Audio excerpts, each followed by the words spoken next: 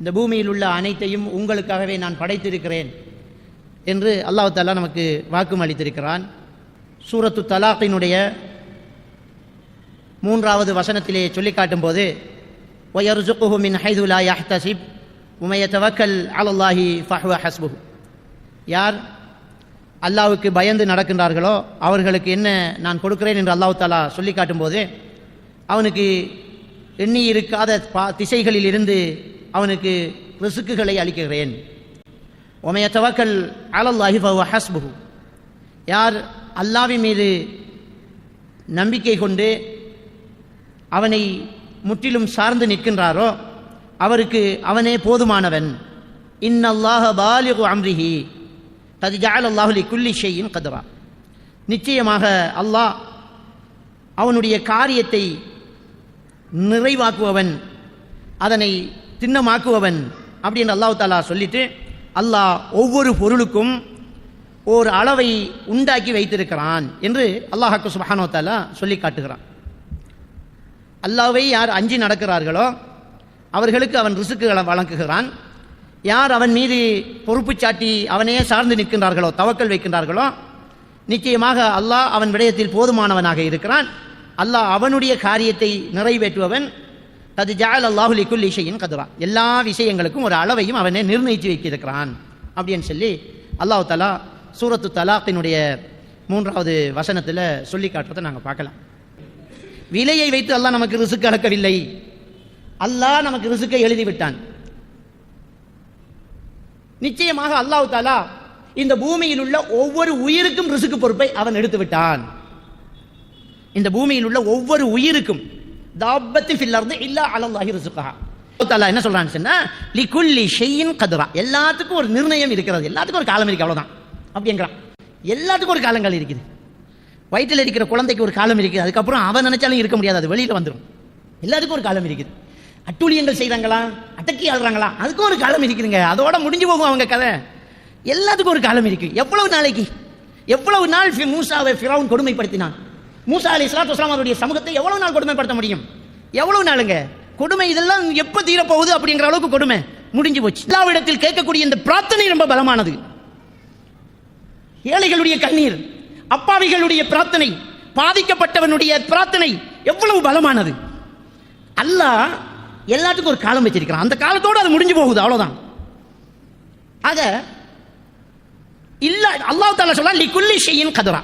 எல்லாத்துக்கும் ஒரு காலம் இருக்குது அப்படிங்கிறான். அதோட முடிஞ்சு போங்க, பயப்படாதீங்க. அல்லாஹ் ரிஸ்க் எழுதி வச்சிருக்கிறான். வமா மின் தாப்பத்தின் ஃபில் அர்தி இல்லா அலல்லாஹி ரிஸ்குஹா. எல்லா உயிருக்கும் ரிஸ்க் பொறுப்பு அல்லாஹ் எடுத்துக்கிறான். நாளைக்கு என்ன செய்யறது, அரிசி தீர்ந்து விடுமே, கவலைப்படாதீங்க. உங்களுக்கு எழுதி இருந்தால் அது கிடைக்குங்க.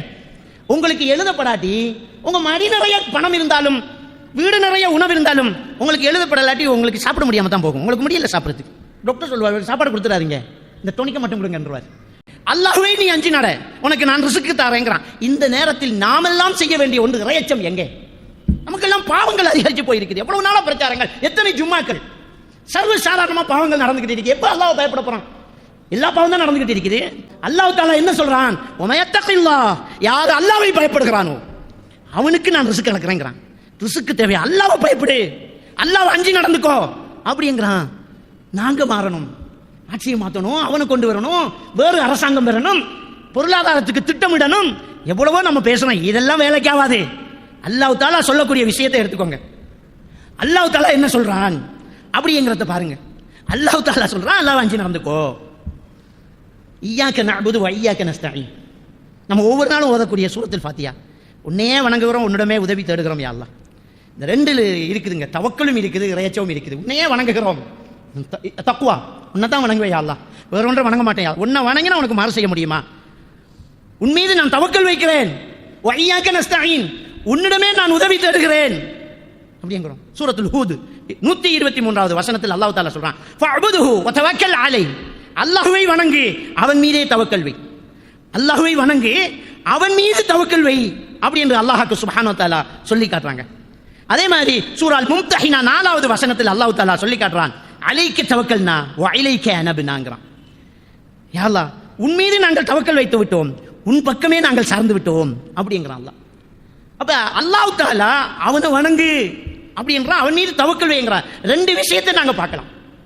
அன்புக்குரியவர்களே, யா அய்யுஹல்லதீன ஆமனு, நிச்சயமாக ஈமான் கொண்டவர்களே, இன் தத்தகுல்லாஹ யஜ்அல் லக்கும் ஃபுர்கானா, நீங்கள் அல்லாஹ்வை பயந்து நடந்து கொண்டால், நீங்கள் அல்லாஹ்வை அஞ்சி நடந்து கொண்டால், நிச்சயமாக அல்லாஹ் சுப்ஹானஹு வ தஆலா நேர்வழியை நல்லது கெட்டதிலிருந்து பிரித்து எடுத்து நல்லதை உங்களுக்கு காட்டி விடுவான்.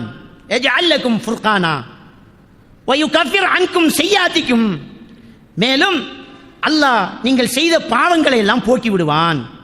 வல்லாஹு துல் ஃபத்லில் அஸீம், நிச்சயமாக அல்லாஹ் தஆலா மகத்தான அருட்கொடை உள்ளவன். இப்ப என்ன செய்ய சொல்றான்? அல்லாஹ் பயந்துக்கோ, செஞ்ச பாவத்துக்கு தௌபா செய்யி, அல்லாஹ் பயந்து நடந்துக்கோ. இதுக்கு முன்ன நீ பாவம் செஞ்சிட்டியா, அல்லாஹ் பயந்துக்கோ, மீண்டும் வந்துடு, பாவத்தை கைவிடு. இப்ப அல்லாஹ் என்ன செய்வான்? உன்னுடைய பாவத்தை மன்னித்து விடுவான். சொல்லிட்டு வல்லாஹு துல் ஃபத்லில் அஸீம், நிச்சயமாக அல்லாஹ் தஆலா மகத்தான அருட்பாக்கியம் உள்ளவன். இப்ப அவன்கிட்ட நிறைய இருக்கு தருவாங்க. அப்ப இந்த நெருக்கீட்டிலிருந்து வெளியில வரதுக்கு அல்லாஹ் என்ன சொல்றான் தெரியுமா? பாவத்தை முதல்ல விடு, பாவத்தை விட்டுட்டு வெளியில வா. நம்ம தயாரா பாவத்தை விடுறதுக்கு? பிரச்சனை என்று வரும்போது கண்ணீர் மல்க ஒரு இறைவனுடைய அடியான் அல்லாஹ்வை அஞ்சி கையேந்தினால் கிடைக்கும். இதுதான் இறைவனுடைய நியதி. கிடைத்தது. வறட்சியான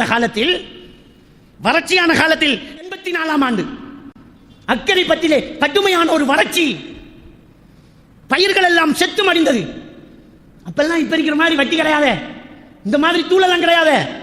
அக்கரைப்பட்டி சென்ற காலேஜ் கிரவுண்டில் நின்று மழை தேடி துஆ கேட்டார்கள், தொழுதார்கள். நான் சின்ன பையன், முதல் சுஜூது தண்ணிக்குள் வைத்தோம். அக்கரைப்பட்டி மெயின் கோட்ல இருந்து இந்துக்கள் எல்லாம் பார்த்துக் கொண்டு அதிசயப்பட்டார்கள். இவர்களுடைய சக்தியை பாருங்கள், மறந்திருக்காது உங்களுக்கு. பழையவர்களிடம் கேட்டு பாருங்கள். அல்லாஹ்விடம் கையேந்தினால் வறட்சி நேரத்தில் நெற்றி தண்ணீரில் பட்டது, வரும்போது நனைந்து கொண்டு வந்தோம். துஆவினுடைய சக்தி. மழைக்கான எந்த அறிகுறியும் இருக்கவில்லை. கிரவுண்டுக்கு போகும்போது எந்த அறிகுறியும் இருக்கவில்லை. வறட்சி கடுமையான நேரம். அது பிரார்த்தனை செய்து அழுதார்கள். சஃபிலே, நான் சின்ன பையன், சஃபிலே அழுகை சத்தம் கேட்டதுங்க. மழை வெள்ளத்தில் சுஜூது செய்தார்கள். இன்னும் அழுகு அதிகமாச்சு, ஆனந்த கண்ணீர். இப்பவும் கேட்கிறோமே என்ன நடக்குது? கேட்கறது முதல்ல நம்ம தூய்மை அடையணுமே.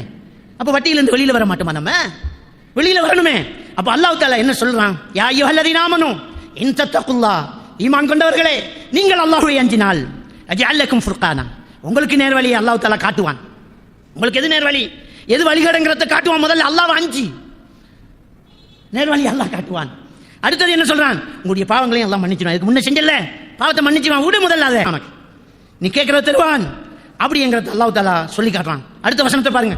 ஒமையுரிதுல்லாஹ் ஐயஹ்தியஹு, யாருக்கு அல்லாஹ் நேர்வழி காட்டுவதற்கு நாடி விட்டானோ, அல்லாஹ் நாடணுமே, அல்லாஹ் நேர்வழி காட்ட யார நாடானோ, யஷ்ரஹ் ஸத்ரஹு லில் இஸ்லாம், அவனை இந்த இஸ்லாத்தை ஏற்றுக்கொள்வதற்கு மனசை அப்படியே விசாலப்படுத்தி கொடுத்து விடுவான்.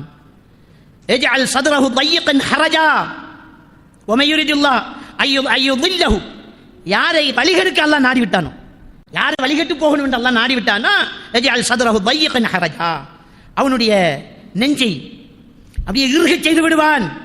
கன்னமா யஸ்அது ஃபிஸ் ஸமா, வானத்தில் ஏறக்கூடியவனுடைய நெஞ்சு இறுகி போவதை போன்று அவனுடைய நெஞ்சத்தை இறுக செய்து விடுவான்.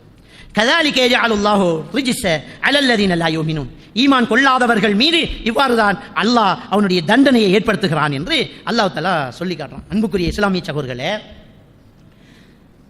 இஸ்லாத்தை ஏற்றுக்கொள்ளாமல் அட்டுழியங்களே செய்து கொண்டிருப்பவர்களுக்கு வெளிப்பார்வையில் நாம் நிம்மதியாக இருப்பதாக பார்க்கலாம், அவுடியில போகலாம். ஆனா அல்லாஹ் நெஞ்சை இறுக்கி வச்சுக்கிறான். அவன் கஷ்டத்தோட தான் இருக்கிறான். அவன் மனசுக்குள்ள ஒரு குழப்பம் இருந்துகிட்டு தான் இருக்கான். அவன் நிம்மதியா இல்லைங்கிறான். அல்லாஹ் இப்ப நிம்மதி அல்லாஹ் தரணுமா? இஸ்லாம் கிடைக்கும். அல்லாஹ் யாருக்கு ஹிதாயத்தை நாரான் அவனுக்கு கொடுப்பான். அப்ப பாவத்தை விடு, அல்லாஹ் ரிஸ்க் தருகிறேங்கிறான். எனவே இருக்கக்கூடிய இந்த நெருக்கடியான இந்த நிலையிலிருந்து, இந்த கஷ்டமான இந்த சூழ்நிலையில இருந்து வெளியில வாரத்துக்கு என்ன செய்யறது என்கிற திட்டங்கள் எல்லாம் ஒரு மாதிரியா பண்ணிட்டு இருக்கிறாங்க. அல்லாஹ் திருக்குர்ஆன்ல சொல்லக்கூடியது ஒரே ஒரு திட்டம் தான். அல்லாஹ் பயந்துக்கோ, அவ்வளவுதான். அல்லாஹ் பயந்துக்கோ. தொழுகையில பேணுதலா இரு. அப்ப தொழுகையில கூட நம்ம பேணுதல் இல்லையே. தொழுகையில வேணுது நம்ம ரொம்ப மோசமா இருக்கிறோம், பொடுவோக்கா இருக்கிறோம்.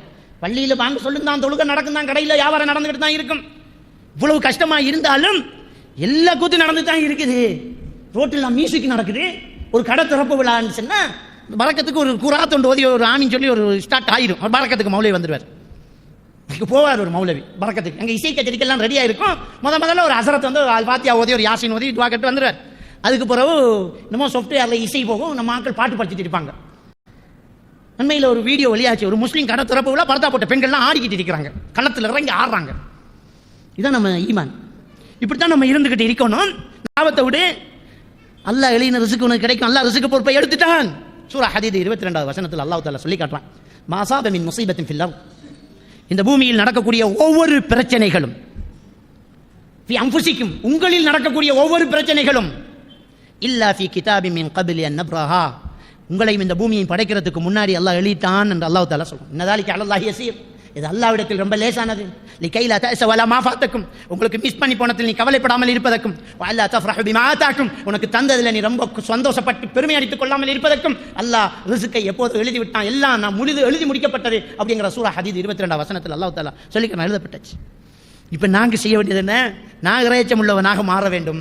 அல்லாஹ் பிரச்சனையை தீர்த்து வைப்பான், நமக்கு ரிஸ்க் கிடைக்கும். அல்லாஹ் நமக்கு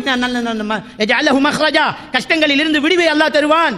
அப்படிங்கிறத நாங்கள் முதல்ல எடுத்துக்கொள்ளணுங்க. முதல்ல அது நமக்கு தேவை. எனவே இதெல்லாம் அல்லாஹ்வோட சோதனை. அல்லாஹ் சோதிக்கிறான் நம்மளை. வலனபுலுவன்னகும் பிஷைஇம் மினல் கௌஃப், கண்டிப்பாக உங்களை பயத்தால் சோதிப்போம் அப்படிங்கிறான் அல்லாஹ். கண்டிப்பாக உங்களை பயத்தால் சோதிப்போம். வல்ஜூ, பசியால் சோதிப்போம். வனக்ஸி மினல் அம்வால், பொருளாதார குறைவால், பணவீக்கத்தால் சோதிப்போம், பொருளாதார குறைவு. வல் அன்ஃபுஸி வஸ்ஸமராத், உயிர் சேதத்தால் சோதிப்போம், விளைச்சல் சேதத்தால் சோதிப்போம். எல்லாம் இப்போ நடந்துகிட்டு இருக்கு.